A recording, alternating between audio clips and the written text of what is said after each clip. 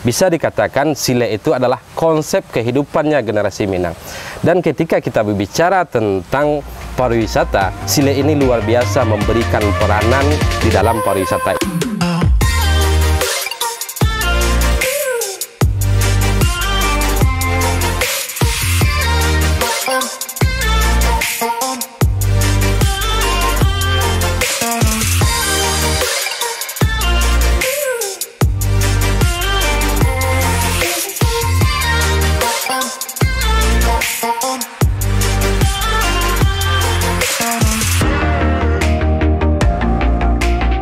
Assalamualaikum warahmatullahi wabarakatuh.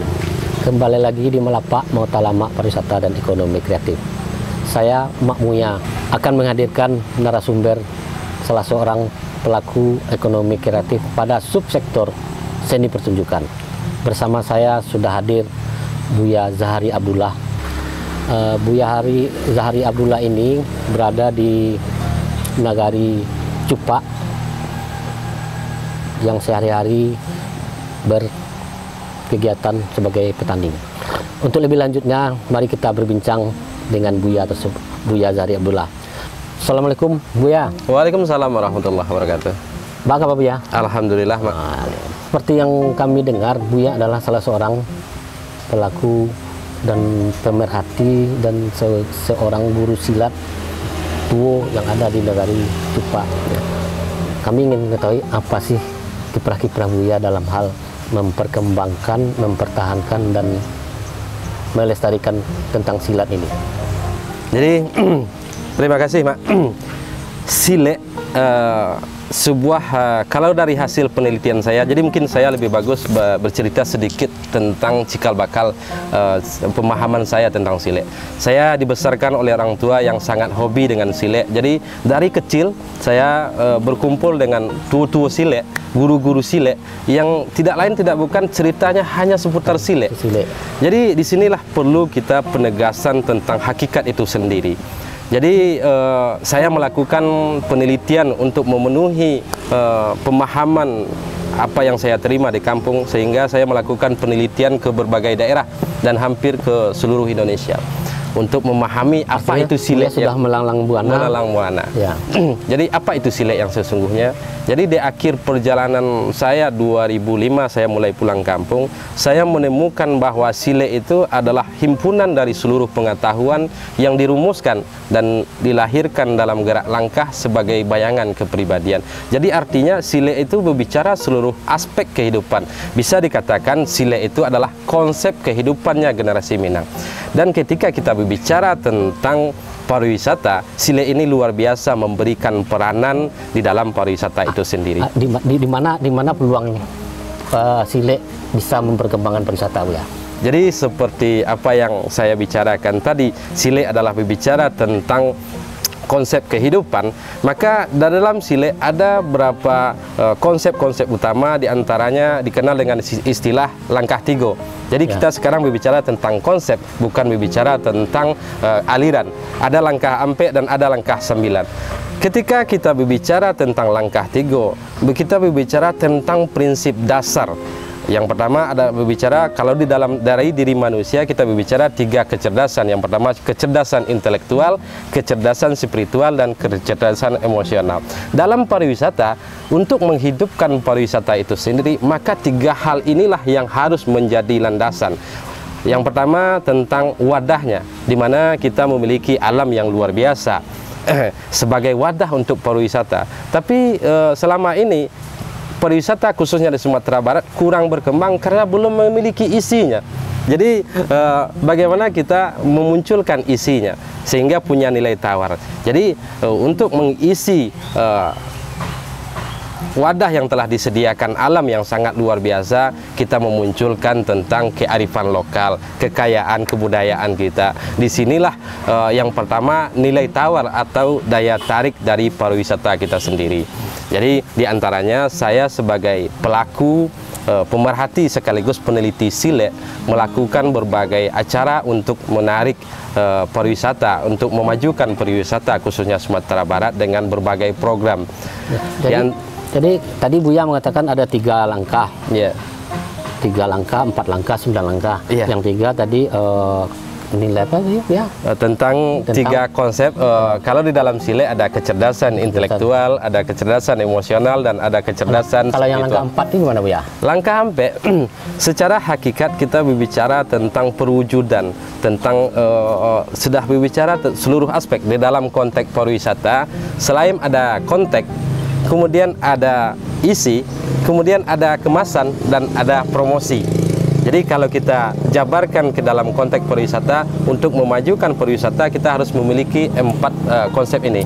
Yang pertama tentang konteksnya apa, kemudian isinya apa, kemudian kemasannya bagaimana, kemudian promosinya bagaimana. Jadi dalam konsep Sile, ketika kita tarik ke pariwisata, ini adalah yang dikenal dengan istilah konsep langkah ampe itu sendiri. Nah, jadi langkah 9 sendiri? Langkah 9 kita telah berbicara tentang kesempurnaan dari Sile.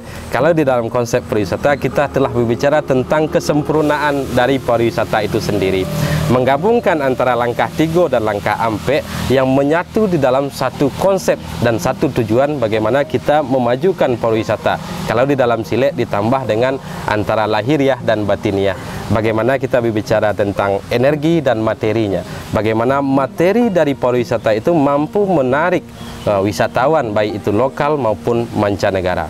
Bagaimana narasi-narasi tentang keunikan kearifan lokal kita atau kebudayaan kita mampu kita wujudkan, kita susun narasi-narasi yang jelas sehingga menantang para wisatawan untuk datang dan melihat.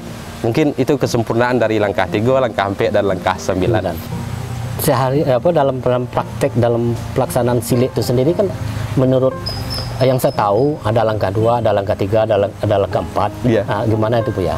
Jadi teknik tadi sebenarnya kita telah berbicara tentang hakikat kehidupan. Kalau kita bawa dalam ekonomi kreatif, agihkan antara gak diurang dan dapat antara gak dewa, artinya kita dituntut untuk melihat peluang pasar, kesempatan dan situasi segala macam, sehingga karya-karya kita atau kreativitas kita akan muncul di sana. Ditantang kita untuk membaca situasi, untuk melahirkan kreativitas.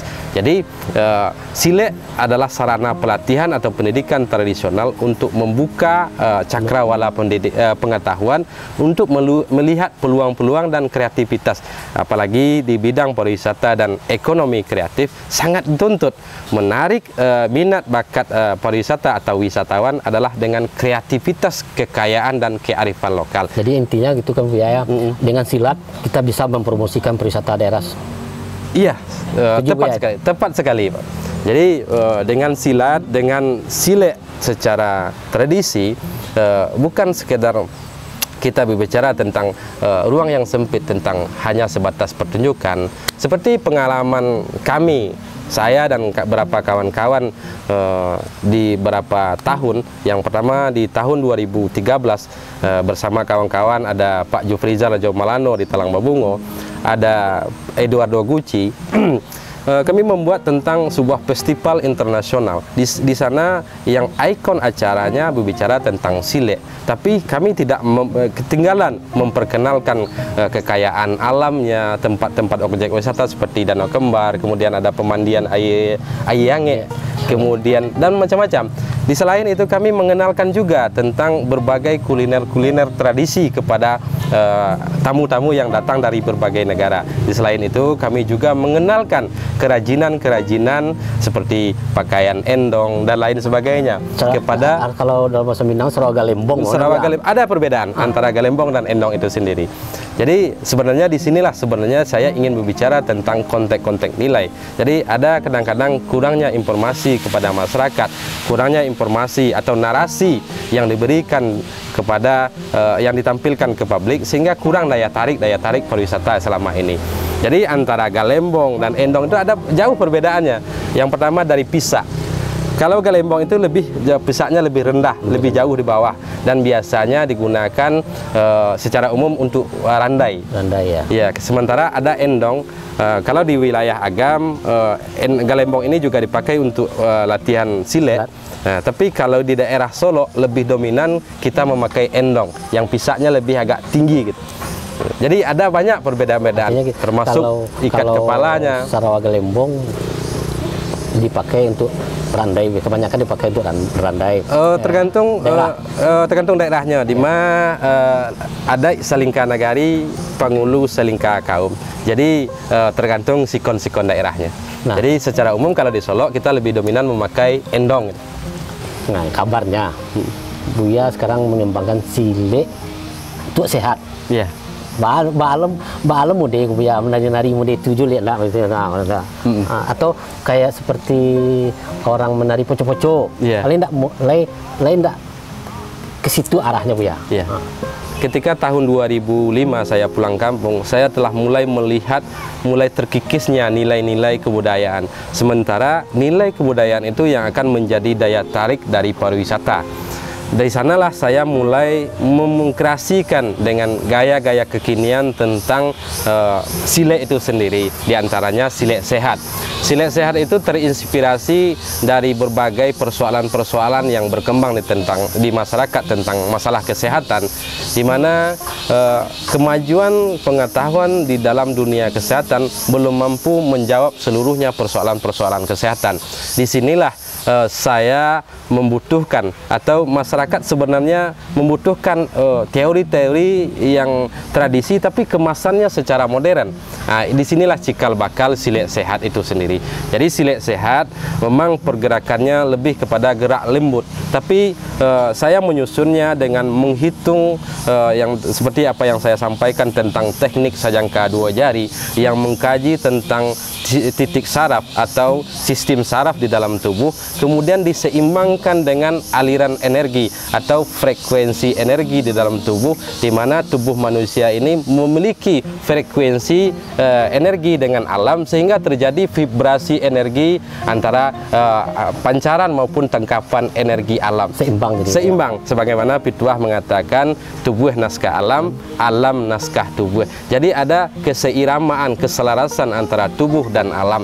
Jadi dalam konsep sile sehat, selain mengkaji tentang unsur tubuh manusia, kemudian unsur-unsur saraf dan sistem organ, kemudian tentang keseimbangan energi tubuh dan alam. Nah, jadi inilah yang menjadi dasar dari penyusunan sile sehat, yang kemudian ditambah dengan konsep ketenangan jiwa dan konsep pernapasan.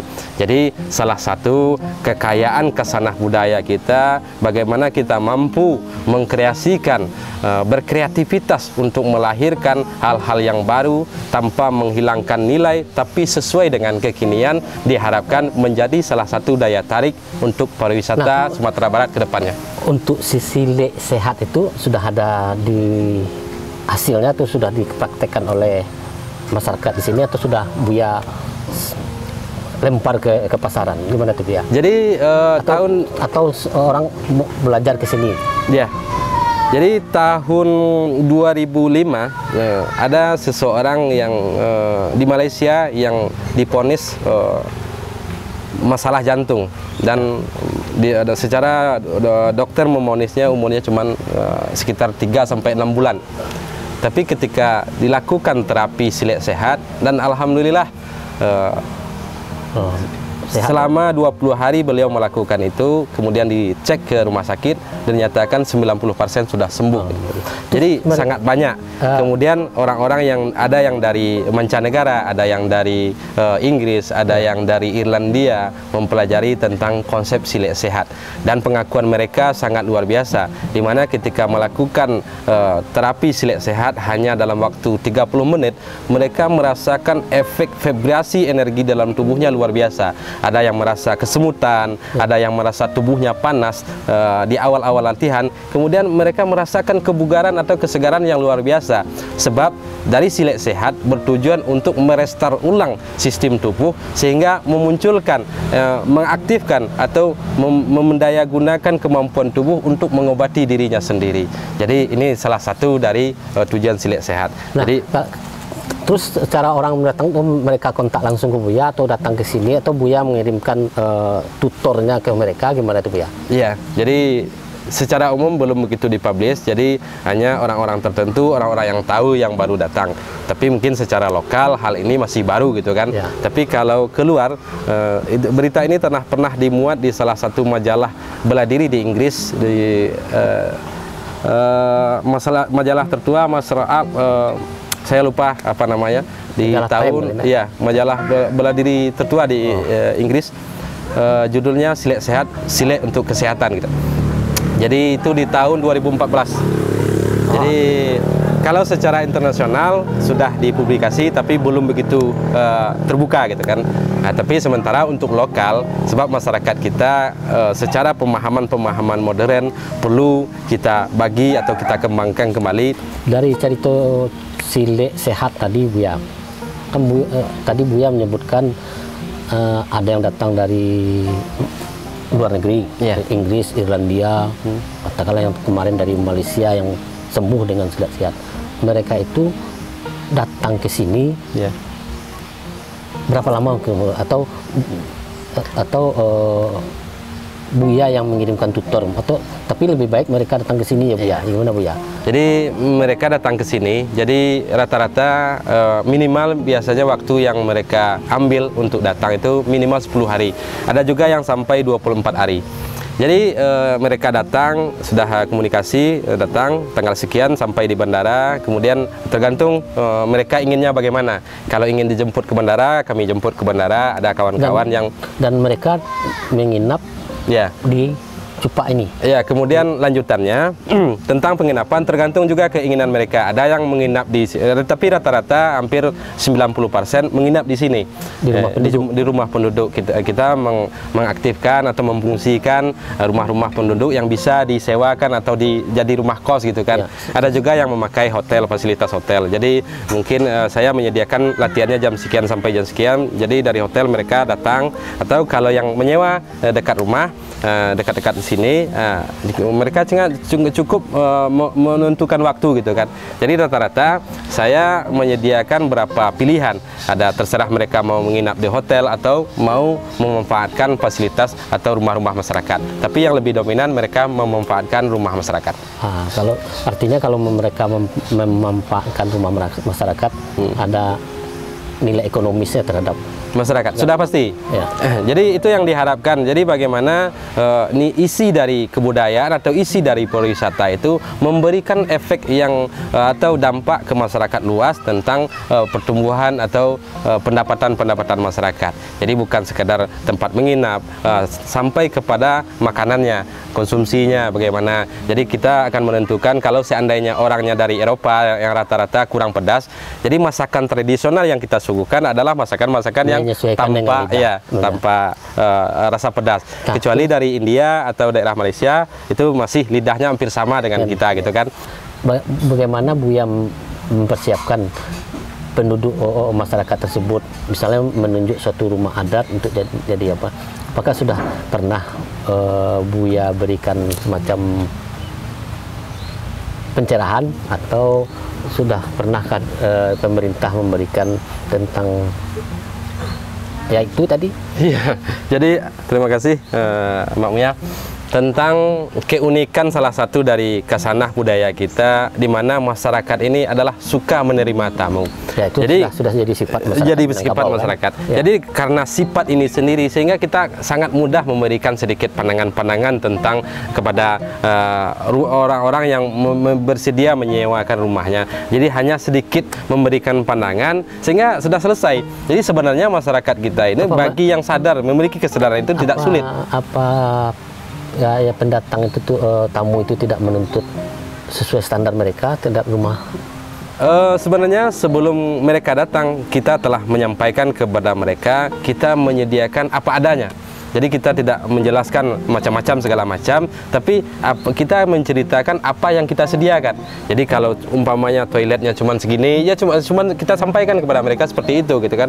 Jadi mereka memang telah menyiapkan seperti apa yang dilakukan di Minangkabau Silet Camp.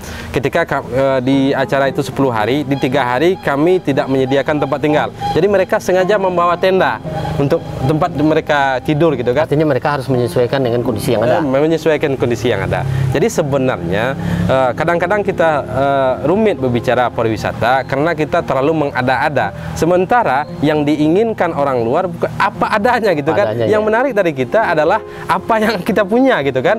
Sebab kalau kita adakan, mereka lebih mewah daripada kita. Jadi betul. Percuma kita adakan.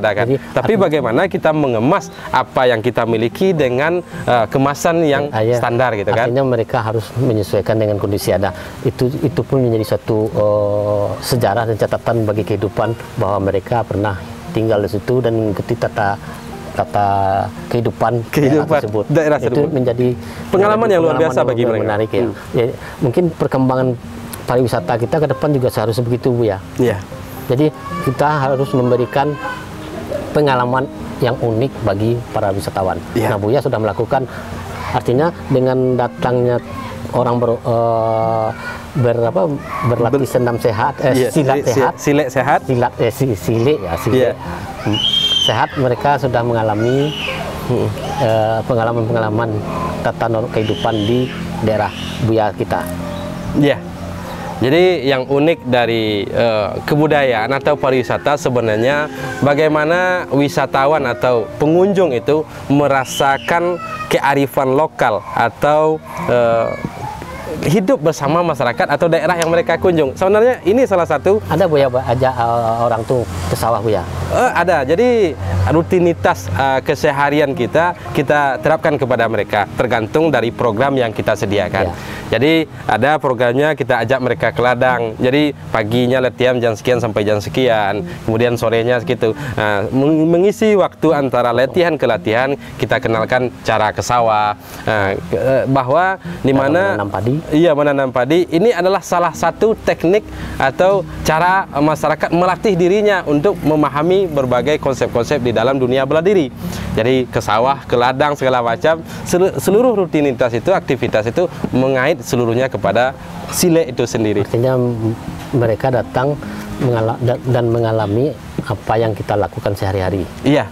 Nah, begini Bu ya, dari ciptaan Buya tentang mengembangkan silat sehat itu gimana Buya cara membuatnya? Apakah itu ditaruh di pikiran aja gerak-gerakannya atau Buya tulis dalam satu buku?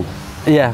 Jadi tentang silat sehat dalam penyusunan atau proses penciptaan silat sehat itu memang prosesnya cukup panjang. Saya mulai menyusun setelah saya pulang dari penelitian tahun 2005. Saya mulai menyusun konsep-konsepnya. Jadi ada konsepnya dulu, ada 13 tahapan, ada 5 materi dan lain sebagainya. Ada konsep-konsep yang disusun, kemudian setiap gerak pun diteliti. Ketika geraknya seperti ini, efeknya sistem sarafnya yang mana yang ditarik, kemudian organnya yang mana tujuannya, seperti itu. Jadi kajiannya sangat panjang, jadi disusun dengan berbagai tahapan. Jadi hal itu diantaranya sebagiannya telah mulai saya tulis di buku yang. Berarti Buya menulis buku? Juga menulis buku. Boleh nggak kita lihat bukunya Buya? Boleh. Jadi ini diantara buku-buku yang telah saya tulis. Jadi ada Sejatinya Sile. Sejatinya Silat. Iya. Terus ada Sile Minang. Sile Minang. Kemudian ada Sile Minang buku 1, buku 2 ya. Iya. Dan yang sekarang yang sedang dipercetakan membangkit energi murni dengan konsep keseimbangan. Jadi ini luar biasa, dengan kerendahan hati seorang profesor di UNAN membantu mengedit, sebab saya mengkaji tentang energi dengan referensi Tambo. Jadi buku yang sedang dipercetakan sekarang judulnya Membangkit Energi Murni dengan Konsep Keseimbangan, Keharmonisan Sile, Kunci Budaya Ketimuran. Itu judulnya yang sedang dipercetakan sekarang, yang diedit oleh seorang profesor guru besar kimia di UNAN, Profesor Safni. Jadi luar biasa. Jadi kajiannya, referensinya dari kearifan lokal atau kekayaan kesanah budaya, diantaranya Tambo, di mana selama ini Tambo sendiri dianggap sebuah cerita dongeng sebagian orang. Tapi menurut saya dari hasil penelitian, Tambo itu adalah rumusan seluruh pengetahuan yang dapat kita kembangkan di dalam berbagai lini kehidupan. Seperti pepatah mengatakan, satitik kadilawikan, sakapa kadigunuangkan. Jadi artinya silat ini memang melibatkan seluruh aspek kehidupan Kehidupan gitu, ya. Jadi Sile bukan sekedar berbicara teknik-teknik pertarungan, itu hanyalah bagian kecil dari Sile. Artinya silat ini bagaimana kita mempertahankan diri. Iya. Jadi berbicara Sile itu berbicara tentang survival, tentang cara bertahan hidup. Ya. Jadi bukan sekedar cara bertarung, tapi cara bertahan hidup dengan segala kondisi, termasuk zaman sekarang. Jadi dengan kondisi pandemi ini, di samping saya berkreativitas menjual randang di dunia sosial, di media sosial, kemudian dalam masa-masa pandemi saya juga mencoba menulis. Jadi kreativitas itu yang dituntut, dan harapannya ini adalah salah satu menjadi daya tarik dari pariwisata sendiri sebagai wujud dari kreativitas atau ekonomi kreatif. Ya panjang cerita Buya tentang Sile. Itulah Buya. Buya lah mengembangkan Sile sehat, dan cerita Buya tadi mengatakan ada beberapa dari Malaysia untuk dalam daerah awak sendiri Buya, katakanlah Sumatera atau Cupak, ada nggak yang belajar yang sehat karena sehat Sile sehat? Alhamdulillah. Jadi untuk lokal memang belum banyak, tapi sudah ada 1-2 orang. Saya sejak mulai dari tahun 2000 cukup konsen mengamati tentang dunia kesehatan. Jadi banyak hal, tepan secara gerak kepada umum belum begitu terpublish, tapi sudah ada 1-2 orang. Alhamdulillah sudah sehat dengan terapi Sile sehat. Jadi kenapa saya lebih dominan kepada luar? Sebenarnya inilah yang menjadi persoalan di dalam bidang kebudayaan kita sendiri, termasuk di bidang pariwisata. Kenapa kita tidak begitu punya keyakinan diri menjual atau menawarkan kearifan lokal kita, di mana selama ini kita seolah-olah kalah dalam persaingan hegemoni politik kebudayaan itu sendiri, sehingga kita selalu memandang hal-hal yang datang dari luar itu lebih baik dan lebih bagus. Sementara sebenarnya kita memiliki khasanah budaya yang luar biasa. Ini ketika saya menulis buku yang terakhir tentang membangkit energi murni, yang membahas tentang proses kejadian alam dari konsep Tambo, para ilmuwan pun terkaget. Ini kajian yang luar biasa. Jadi inilah yang sayangnya selama ini kita tidak mengangkatnya. Jadi ketika saya mencoba mempromosikan keluar lebih dahulu, ini memang salah satu cepat tanggap orang luar. Iya, daya tarik atau daya minat, memancing minat orang-orang dari luar untuk datang ke daerah kita. Lah, segitu banyaknya Buya bercerita tentang Sile, memberikan informasi kepada kami dan pada para penonton lainnya, terutama tentang silat sehat. Kami mengucapkan terima kasih banyak untuk itu Buya. Mudah-mudahan apa yang Buya lakukan dapat terus berkembang dan terus bisa mendatangkan Buya. Itu kami minta izin, mohon pamit. Tapi sebelum pamit, kami ada sedikit memberikan semacam penghargaan pesan kepada Buya. Mohon Buya terima Pak. Iya. Kodak cukup ya tapak tangan bumi je langit dia tedang mak. Lawe Buya. Ayo. Pak Kambang tu Buya. Iya. Aku nak ikut sini Buya. Alhamdulillah. Terima kasih kepada pemerintah, khususnya dalam hal ini Dinas Pariwisata Sumatera Barat. Jadi harapannya ke depan, jadi saya melihat mengamati khusus di bidang pariwisata, jadi selama ini kurangnya kerjasama atau sinergi antara masyarakat pemerhati, penggerak pariwisata dengan pemerintah. Jadi kalau seandainya ke depannya ada kebersamaan atau kerjasama yang lebih solid, mungkin pariwisata ke depannya bisa lebih bagus dan lebih baik, bisa yang lebih maju ke depannya. Mungkin itu harapannya ke depan, Mak Buya. Terima kasih Buya. Sama-sama Mak. Dun Sanak Pariwisata, demikianlah Malapak kita kali ini. Sampai berjumpa dengan Malapak berikutnya, tentunya dengan pelaku pariwisata dan ekonomi kreatif lainnya. Assalamualaikum warahmatullahi wabarakatuh. Salam pariwisata, Salam Piti Mas ya.